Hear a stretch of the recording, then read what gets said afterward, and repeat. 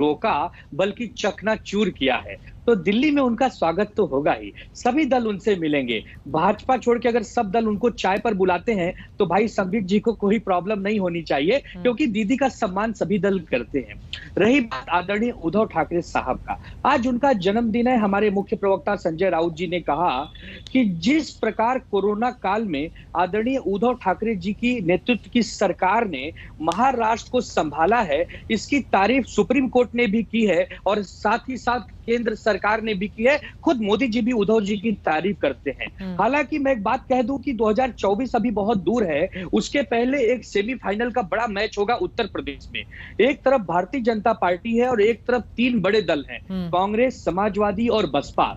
तो देखना होगा कि तीसरा मोर्चा एक प्रयोग के रूप में पहले उत्तर प्रदेश से शुरुआत होती है या 2024 तक पहुंचता है। आप को कहां देख रहे हैं दुबे जी, पहले उस पर आइए ना। तीसरे मोर्चे की अपने आप को कहां मैं बता रहा हूं, अपने आप को हम वही देख रहे हैं कि देखिए इस देश में दो बड़े दल हैं, एक एनडीए एक यूपीए।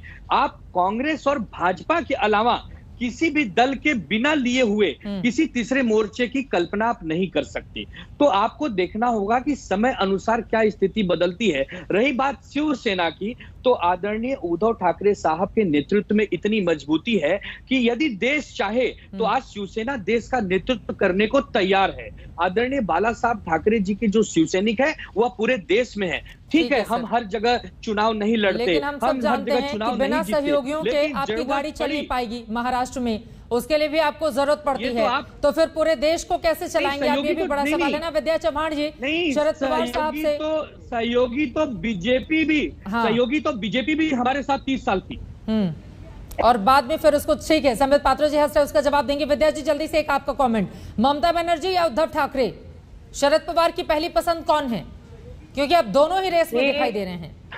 जी देखिए, ऐसे ऑब्जेक्टिव क्वेश्चंस देने के लिए चर्चा नहीं होती। जैसा आपने सब लोगों का सुन लिया वैसा मुझे भी आपने सुनना चाहिए, क्योंकि देखिए हम लोगों ने ये तय कर लिया है कि प्रधानमंत्री कौन होना चाहिए वो तो समय ही बताएगा, ना ही आप बता सकते हैं ना कोई हम लोग बता सकते।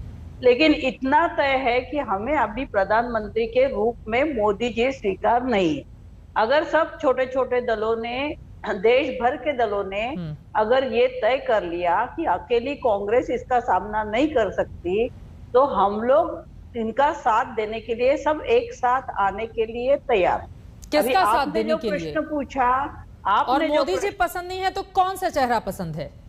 तो मैंने आपको बताया ना, तो ये समय ही बताएगा। कुछ बातें जो है वो समय के पहले नहीं की जा सकती। देखिए, चुनाव का माहौल बनाना, मोदी के विरोध में लोगों को बताना कि इन्होंने 7 साल में कितनी गलतियां की है, क्योंकि मोदी जी जब सत्ता में आए तो मोदी जी के सिवा कुछ नहीं, ऐसा देश में एक चित्र बन गया था।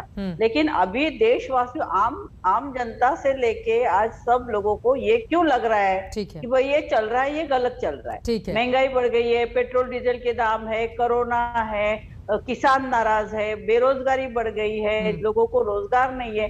तो ये सब अगर बदलना है तो पहले मोदी जी को उस कुर्सी से हटाना पड़ेगा। विशाल मिश्रा जी, हटाना होगा तो सब लोगों को एक साथ आना पड़ेगा। ठीक है, अभी प्रधानमंत्री एक छोटा सा जवाब आप देखिए। वो कह रही हैं कि मोदी जी को हटाना है तो तमाम दलों को साथ आना होगा, और अभी हमारा सारा का सारा मकसद इसी पर फोकस है, कहीं और नहीं भटकना चाहती हैं विद्या जी।